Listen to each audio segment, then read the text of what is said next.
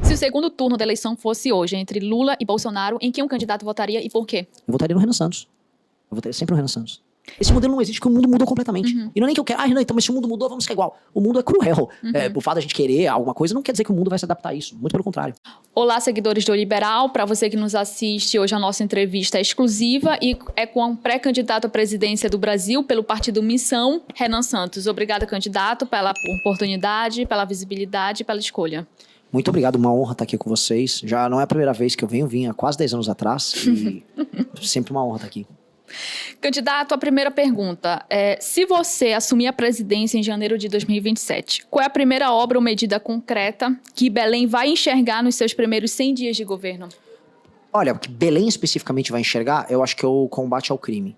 Acho que é um trabalho muito duro que nós vamos fazer na área de destruição, do desmantelamento e destruição das facções criminosas. Hoje mesmo eu gravei na favela do Jurunas. Ali, Jurunas, sim. Ali tinha já marcações do Comando Vermelho.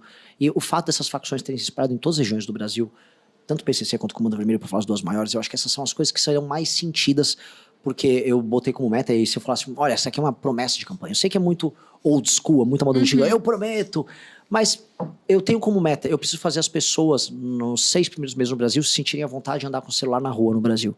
Se em todas as capitais as pessoas se sentirem à vontade de andar com o celular, significa que nós vencemos essa primeira etapa.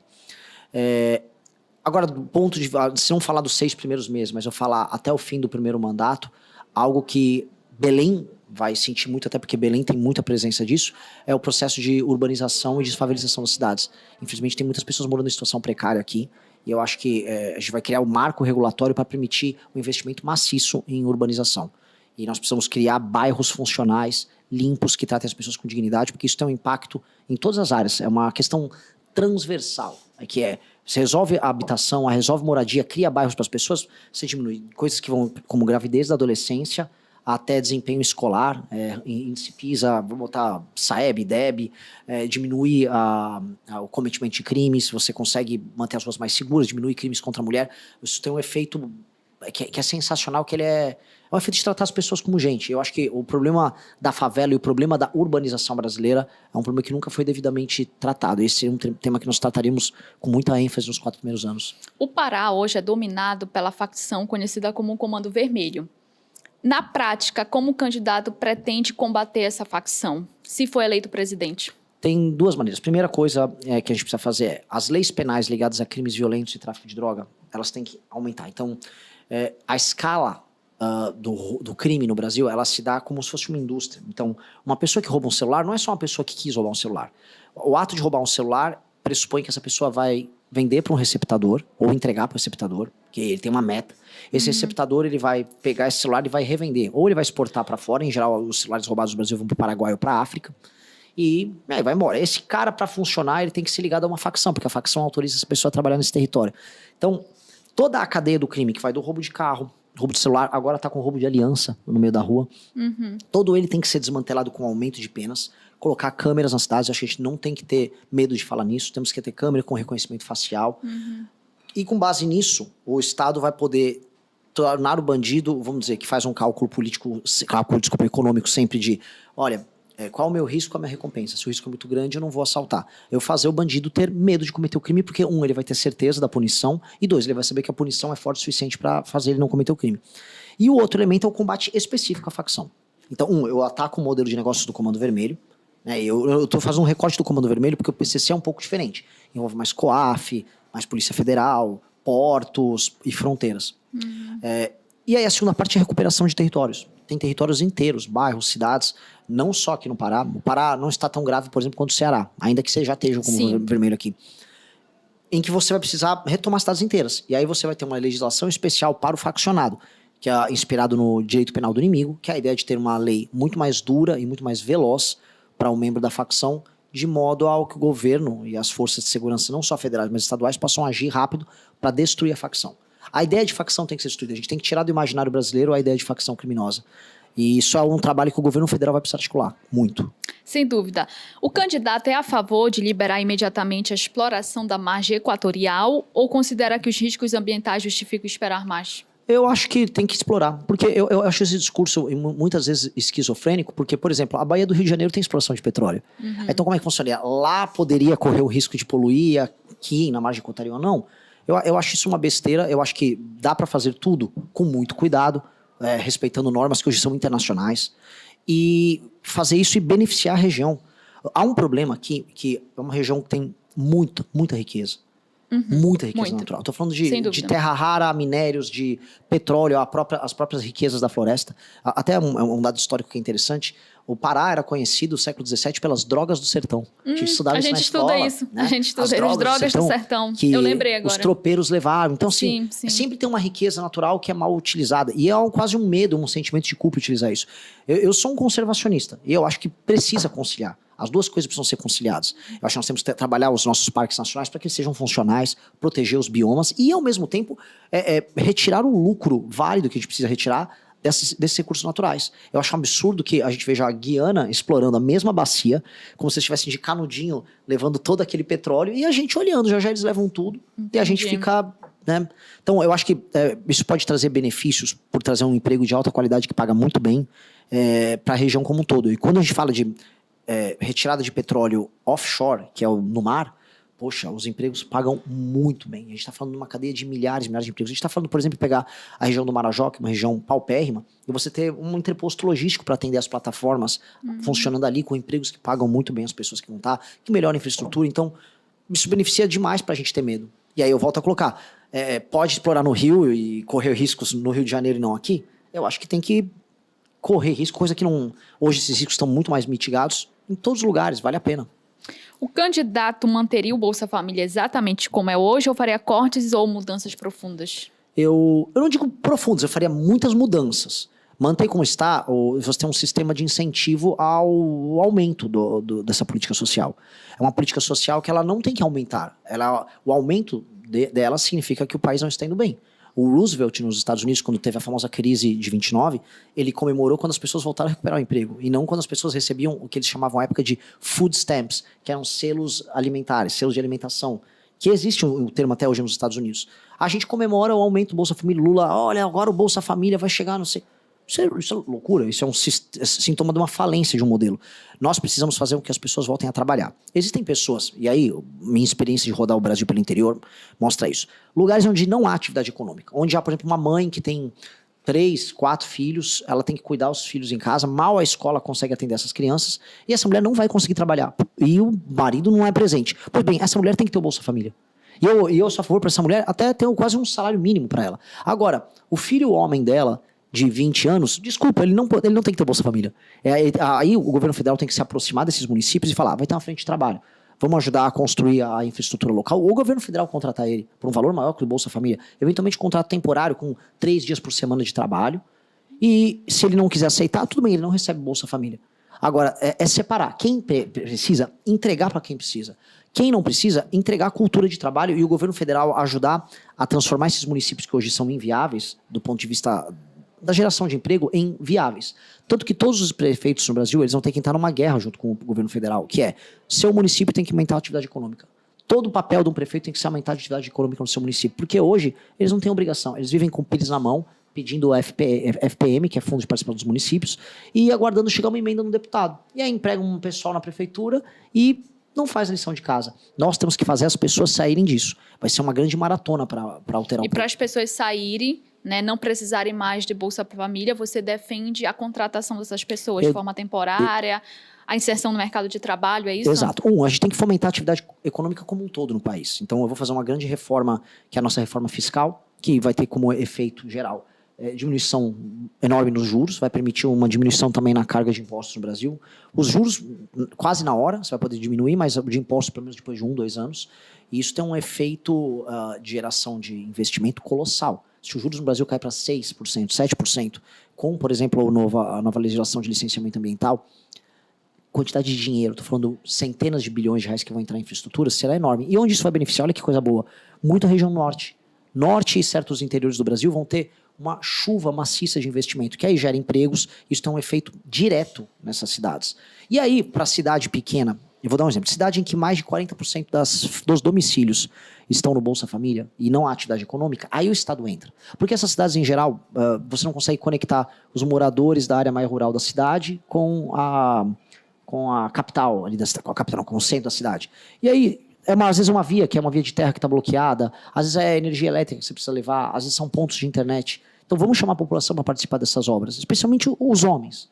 Muito especialmente os homens. A ideia do Bolsa Família sempre foi uma proteção à mulher, porque a mulher, nos municípios mais humildes do Brasil, ela não tem a presença masculina. Você tem famílias muito destruídas. Eu entrevistei ontem em Melgaço uma senhora que cuida de 8 filhos. O marido dela estava bêbado, na casa sem fazer nada. Então, o Bolsa Família tem esse papel assistencial de entender que a mulher acaba adotando o papel de prover. E o homem? Vai ralar, especialmente o homem. Não que mulheres jovens que não têm filhos não precisem também trabalhar. Nesse sentido, uma mulher jovem saudável, apta a trabalhar, ela está na situação. Agora, uma mãe, o nome Bolsa Família pressupõe mãe. Uma mãe, ela tem que ser amparada ali. Até porque a gente tem que olhar pelas crianças dela, porque as crianças dela têm escolas boas, para que elas adentrem ao mercado de trabalho, sem precisar ter essa tristeza de não achar um emprego, não ter uma oportunidade. Se o segundo... Erra para perder. Então, nunca vou imaginar eu perdendo, eu não estando lá. Eu comecei essa eleição com 0,3 na primeira pesquisa que me colocaram. E agora já estou em algumas pesquisas próximo de 10. Em São Paulo, acabei de bater 10 na pesquisa Real Time Big Data. Nos trackings que os bancos e partidos contratam, estou variando de 8 a 10. Então, a ideia é fixa. A eleição é guerra. Se você tiver com a mentalidade que você vai perder, você perde. Em geral, quem perde é que faz o acordo. Eu não quero fazer acordo com ninguém. Eu não quero sentar numa mesa com o Flávio. Eu não quero sentar numa mesa com o Lula. Eu quero fazer o que eu acredito. É isso. O que o bolsonarismo fez de errado que o candidato pretende não repetir, caso seja eleito? É tanta coisa. Eu vou tentar listar. Primeira coisa, o bolsonarismo, ele não tinha uma versão otimista do Brasil. As pessoas falam, algumas pessoas falam, o Renan tem um discurso de ódio, que ele fala que vai matar bandido. Cara, eu tenho uma versão otimista, eu sou muito otimista sobre o Brasil. Muito otimista. Uhum. E eu gosto de todas as regiões, eu tenho que entender todas as regiões do Brasil, porque a gente tem que criar uma versão generosa do Brasil. O Bolsonaro não tinha isso. O Bolsonaro tinha uma ideia de uma vingança contra uma esquerda que tinha ficado no poder no Brasil por muito tempo e que calou a geração deles. O Jair é da geração do final do período do regime militar, em que eles se ressentiam da redemocratização. Então ele pegou, especialmente nos eleitores mais velhos, esse sentimento, tipo, essa redemocratização foi entregar o Brasil para esses comunas, e aí era como se fosse uma desforra. Todo mundo que vai para uma entrada de desforra não dá certo. Então, o modelo já era um modelo ressentido. Segunda coisa, não houve projeto. O Jair, quando assumiu, ele não sabia o que fazer.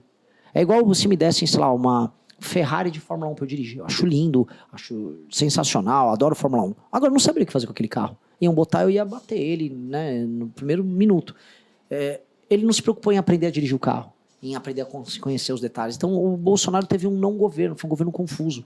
Tanto que no meio do mandato ele entregou o governo inteiro pro Centrão. E aí você começa a ver escândalo de corrupção, o escândalo do Banco Master cresce ao longo do governo do Bolsonaro. Eu não consigo me espelhar em nada deles.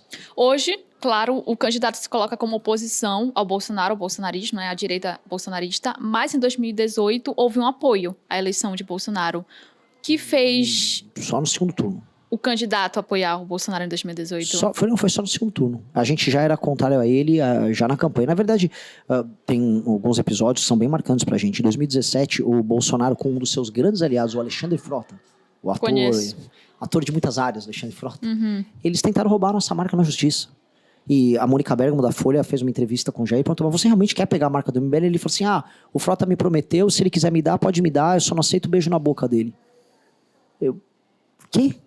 Assim, o Bolsonaro se comportava de uma maneira igual um moleque nessas coisas. Então a gente já não tinha, a nossa relação com ele era péssima.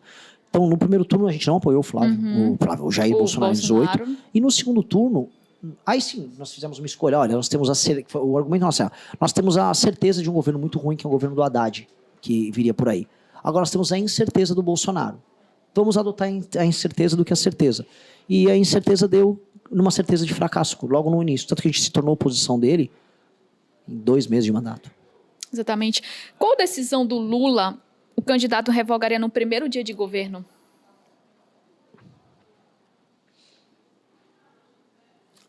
Tem que ver as decisões que vieram por decreto. Alguns decretos na área tributária, decretos envolvendo taxações das mais diversas. Talvez alguns mini... algo que não é um decreto que revogaria, mas uma mudança, uma reorientação na política externa, com certeza.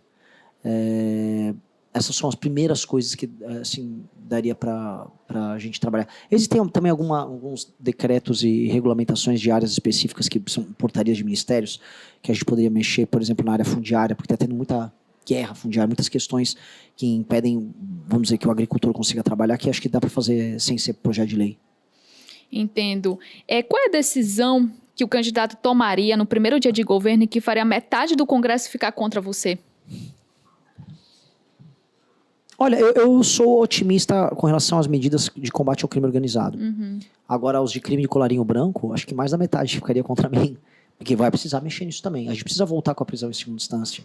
A ideia de que, por exemplo, um político investigado, ele, quando pego e tendo uma prisão decretada já na segunda instância, ele vá para a cadeia. Porque hoje eles se valem, né, das 1000 instâncias, né? Aí ele vai para o STJ, depois ele vai para o STF, aí basta contratar um escritório de algum familiar do STF que ele misteriosamente escapa. Então, eu acho que eles não vão gostar desse projeto, mas é inevitável. O candidato defende a pena de morte e a prisão perpétua no Brasil? Em termos valorativos, eu acho que o Brasil precisa discutir ambos, só que não cabe essa discussão no modelo constitucional nosso, porque elas são cláusula pétrea. Então eu posso ser favorável quantas vezes eu quiser, mas simplesmente não dá. Agora, eu acho que, por exemplo, um estuprador em série, pedófilo em série, esse cara não precisa, nem deve voltar à sociedade. Eu não vou recuperar uma pessoa dessas. Eu não consigo imaginar que nós vamos recuperar uma pessoa dessas. Até porque a vítima nunca vai ser recuperada. Uma mulher que foi abusada, ela não vai se recuperar. E nesse caso, o senhor defenderia a prisão perpétua? Sim, mas mesmo isso, infelizmente, a nossa Constituição não permite, nem que eu altere ela, porque ela não é apenas um artigo, são cláusulas pétreas. Aí eu tenho que fazer uma constituinte. Eu acho que o primeiro mandato não dá. O que eu posso é aumentar muito, muito as penas. Agora nós estamos tendo, assim, desculpa fazer, não é nenhuma mudança de assunto, mas isso aqui faz parte, é um alerta, porque agora querem acabar com os hospitais psiquiátricos no Brasil, aí vão soltar figuras como o maníaco do parque, né, que era um violador sexual em série. E, não, vamos soltar porque temos a luta antimanicomial. Essas pessoas têm que ficar presas para sempre, porque os hospitais psiquiátricos, no fundo, você mantém preso de canibais a estupradores em série, a pedófilos que são doentes e que precisam ficar presos. E é uma discussão séria em soltar eles. Na verdade, o mais provável é que essas pessoas sejam soltas. Entendi. E a pena de morte? O candidato defende em quais circunstâncias? Apenas para crimes hediondos com violência extrema e que sejam inequívocos. Ou seja, que não há discussão mais sobre autoria. Por exemplo, é muito claro que esse sujeito cometeu um crime de pedofilia com 4, 5 crianças, matou elas. É inequívoco. Não há uma discussão mais sobre autoria. Há uma discussão sobre dosimetria da pena. Pois bem, tem que entrar na mesa a possibilidade de matar uma figura dessas. Entendi. Agora, são casos especialíssimos e sempre inequívocos. A partir do momento que não há mais nenhuma discussão sobre autoria. Porque, naturalmente, para as pessoas se torna um tema perigoso, e ainda mais num país em que a justiça sempre é instrumentalizada. Portanto, não é uma arma que tem que ser banalizada de maneira alguma. É uma ferramenta que tem para casos especialíssimos, quando não há mais absolutamente nenhuma discussão sobre autoria. Escala 6x1, favor ou contra? A escala em si ou o fim da escala? O fim da escala 6x1, eu não gosto do projeto, contra. é um projeto populista. Eu acho que nós temos que ter uma liberalização do regime de trabalho, do mercado de trabalho brasileiro, e a gente percebe que a CLT no modelo atual já não funciona, quando a maior parte das empresas, especialmente na área de serviços, que quem mais contrata, é o setor que mais contrata no Brasil, já contrata as pessoas PJ. As MEIs saíram de 300 mil há 15 anos atrás. Hoje você tem praticamente 20 milhões de pessoas trabalhando como MEI. Essas pessoas trabalhando como MEI não são MEI porque elas são microempreendedoras individuais. Elas têm um emprego e esse é uma espécie de um cambalacho que contratante e contratado precisam fazer para que as pessoas possam trabalhar com segurança. Então o modelo da CLT com a justiça trabalhista, com a altíssima litigância que a gente tem, não funciona. E o problema da escala 6x1, veja, ela é um problema muito urbano. É um problema, no fundo, que a gente fala sobre infraestrutura e logística. Eu sou de São Paulo. Uma pessoa que mora na periferia de São Paulo e que vai trabalhar no centro, ela gasta quase 4 horas do dia dela em transporte. 4 horas por dia, vezes 6 dias, a gente está falando em 24 horas só de deslocamento. Naturalmente, a vida dessa pessoa é estressante. A escala 6x1, entretanto, para uma pessoa que mora numa cidade interior que está a 4, 5 minutos do trabalho, ela é diferente. Muitas pessoas preferem, porque elas passam a maior parte do dia, elas gastam 1 hora a menos de trabalho por dia, e aí gastam uma manhã no sábado. É uma escolha que alguns setores faziam, e aí era natural. Portanto, essa discussão surge muito em São Paulo e no Rio, da escala 6x1, porque é uma discussão que envolvia muito a questão logística. Isso é um problema de infraestrutura, isso não é nenhum problema de legislação trabalhista. Mas aí qual solução? A solução é a liberalização do mercado de trabalho. Ou seja, nós temos que ter regras mais simples para a contratação das pessoas. A Justiça do Trabalho sair e a gente entregar para a Justiça Civil as relações contratuais entre contratante e contratado, sem penalização mútua como acontece hoje. E, paralelo a isso, você diminuir a taxação que você tem na folha de pagamento. Ao fazer isso, você cria um parâmetro comum que permite que o Estado arrecade para o INSS, porque a gente tem uma questão previdenciária, que as pessoas dispõem disso, e, do outro lado, não seja punitivo contratar e formalizar as pessoas. O modelo que eu proponho, na verdade, é o modelo que todos os países de terceiro mundo em ascensão adotaram para poder crescer. Foi um modelo que a China adotou, que a Coreia adotou. A Coreia, inclusive, assim, nem tem limite de horas trabalhadas. Chegaram a ter uma semana de 68 horas. E agora, eu acho que caiu para 50 e poucas horas de trabalho. E a questão da 6x1 é uma questão muito discutida apenas no Brasil. Porque no México teve, no governo de esquerda, bem de esquerda, da Sheinbaum, teve uma redução de 44 para 40 horas. Mas sem mexer nos dias trabalhados. Aqui no Brasil, você diminuiu o número de dias trabalhados e diminuiu o número de horas. Vai ter um impacto econômico isso colossal. E já está começando a ser sentido em muitos setores. E vai acelerar o processo de automação em vários setores. E o trabalhador irá sentir. Eu estou avisando todo mundo, irá sentir. Porque não se resolve num país que está perdendo produtividade. Ou seja, as pessoas estão tendo que trabalhar mais para conseguir pagar as contas porque elas estão mais pobres. E porque o custo de vida aumentou, você não vai resolver as coisas num passo de mágica. Olha, você vai trabalhar menos e vai ganhar mais. Que é isso que o fim da escala 6x1 propõe. Você vai ganhar o mesmo valor mensal trabalhando menos horas. Portanto, sua hora de trabalho vale mais. Você não vai conseguir fazer isso acontecer como mágica, sem aumentar a produtividade. Portugal conseguiu reduzir as horas trabalhadas, mas Portugal teve ganhos de produtividade colossais, porque no fim do dia Portugal é bancado pela União Europeia. Então, quando você tem toda a economia da União Europeia sustentando o investimento, são um país de 9 milhões de habitantes, você consegue ter ganhos de produtividade. O Brasil não tem isso. Então, pelo contrário, o Brasil, a capacidade produtiva do trabalhador brasileiro, ela não aumenta quando comparada com os trabalhadores ao redor do mundo. Então, isso é assustador. Eu sei, mas assim, nessa questão da escala, do brasileiro que deseja trabalhar menos, que é contra, do brasileiro que não gosta da escala 6x1, ou seja, quer a folga, né, sábado e domingo. Ora, como que o senhor vê isso? Ora, se a gente flexibiliza, quando eu estou falando flexibilizar, as pessoas poderem vender a hora de trabalho dela, essa pessoa vai poder vender a hora de trabalho dela. Como acontece, por exemplo, nos Estados Unidos, como acontece em boa parte do mundo desenvolvido. Você pode, olha, eu vou trabalhar 4 vezes essa semana e eu quero estudar. Ah, ele vende a hora dele. Por exemplo, quando você vai numa lanchonete, eu pude ver isso, nos Estados Unidos é muito comum. A pessoa vai no McDonald's e fala, como é que é a escala de trabalho aqui? Olha, eu posso trabalhar 4 vezes por semana? Eles vão trabalhando as horas. Ó, trabalho 3 horas na terça-feira, na quarta-feira você quer trabalhar 7 horas na quarta? Quero. Entendi. Aí você monta o seu horário junto com ele. E é muito comum, as pessoas fazem a compra e a venda da sua hora nisso. Tanto que nos Estados Unidos, você tem as tabelas para contratação, tudo por hora.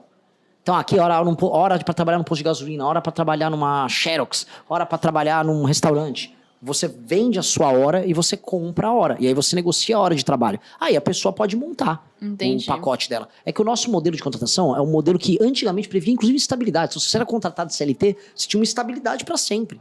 Esse modelo não existe porque o mundo mudou completamente. E não é nem que eu quero, Renan, então, mas se o mundo mudou, vamos ficar igual. O mundo é cruel. O fato da gente querer alguma coisa não quer dizer que o mundo vai se adaptar a isso. Muito pelo contrário. Claro. E uma última pergunta para a gente finalizar nossa entrevista. O candidato nunca ocupou cargo eletivo. Por que o brasileiro deveria entregar a presidência da República para alguém que nunca administrou sequer uma prefeitura? Porque isso não é um critério para ser presidente da República. O presidente da República, antes de tudo, é um líder. Ele não é apenas um gestor. Ele é também um gestor. E ser o gestor, ou seja, imaginar que o presidente vai ficar com um computador aberto, com uma planilha, com os dados agora da economia, agora eu vou dar os dados de como estão os usuários no SUS agora. E isso é uma ficção. O presidente tem que fazer a coordenação política de um projeto. E é uma coordenação política e simbólica. Portanto, a função do presidente é ser um líder. E eu sou um líder político há 12 anos. Eu liderei as manifestações de derrubada de Rousseff, eu fui vice-presidente do comitê de impeachment, eu fundei um partido político. Não fundei apenas um partido político, eu fundei um campo político. O campo político do nem Lula nem Bolsonaro no Brasil, modéstia à parte, foi eu e meu grupo que fundamos. E fundamos publicando livros, publicando artigos, não só fazendo a parte do barulho nas redes, mas nós temos muitos artigos, nós montamos uma editora, publicamos um livro, formamos milhares de pessoas ao redor do Brasil defendendo as nossas terras, formação mesmo, concurso, treinamento. E isso me valida ser o líder de um campo. Então, o campo, o Brasil que não quer nenhum nem outro, o Brasil que imagina que o futuro pode ser glorioso, que nós podemos ter um projeto generoso para todas as regiões do Brasil, esse campo tem um líder, esse líder sou eu. Então, isso não ter tido um cargo não me desqualifica de maneira alguma. Até porque Dilma Rousseff teve cargos anteriores e Fernando Collor teve. Ambos tomaram impeachment. Isso não os credenciou a serem bons ou ruins. O Milei, por exemplo, não teve cargo nenhum e hoje está fazendo um mandato, podem discutir se é bom ou ruim, mas é um mandato que é funcional, ele vem aprovando as coisas dele. A agenda dele está passando. Então, ele sem experiência política prévia, ele conseguiu aprovar. Donald Trump, eu tenho muitas críticas, eu gosto mais do Milei do que do Trump. Não tinha experiência política nenhuma, ganhou e teve um governo funcional. Temos várias críticas, mas ele tem um governo funcional. E eu vou contra a esquerda, a direita e o centro, inúmeras figuras que não tiveram essa experiência e que fizeram bons e maus governos. Porque o que eu quero dizer é, esse não é o principal critério. O critério realmente é critério de liderança. Sim, o brasileiro da classe média vai encontrar qual diferencial se você for eleito presidente? O fato de eu ser, de maneira identitária, um brasileiro de classe média. Eu vim de uma família lá de São Paulo, que é uma família de um bairro de operários na Moca. Minha mãe, uma psicóloga jovem, casou com um cara formado em direito, jovem, tinha um fusquinha de carro nos anos 80, era a típica família paulistana de classe média. E eu tenho os espíritos, os valores e as dores de uma pessoa de classe média. Então, foi muito legal que você utilizou esse termo, porque é muito o que eu acho que tem que ser o país que nós vivemos. Se nós tivermos um país de classe média, significa que a vontade geral vai se encaminhar para uma vontade de um Brasil que trabalha e produz. Que isso quer dizer que tem menos gente na pobreza extrema, mais gente sendo produtiva e menos gente no topo mandando na gente. Um país que é conduzido pela classe média é sempre um país melhor. Hoje, o nosso país ele tem o que se chama na ciência política de aliança topo-base. Então, o topo é uma elite econômica e política que mistura de banqueiros, topo do judiciário, uma certa elite intelectual mais à esquerda, tem uma aliança com o eleitorado mais pobre que está fora do mercado de trabalho. E essa aliança topo-base, ela arrocha a classe média. Então, para pessoa de classe média, o que eu vou falar é, minha aliança é com vocês. E minha aliança com os mais pobres será no sentido de transformá-los em classe média. E não de manter os pobres e convencê-los de que aquilo é um modo de vida, mas sim de que o futuro é eles irem em classe média. Entendo. Muito obrigada, candidato. Essa foi a nossa entrevista com Renan Santos, pré-candidato à presidência pelo Missão. Candidato, a gente agradece mais uma vez pela sua escolha, pelo seu tempo. Muito obrigado. Foi um prazer.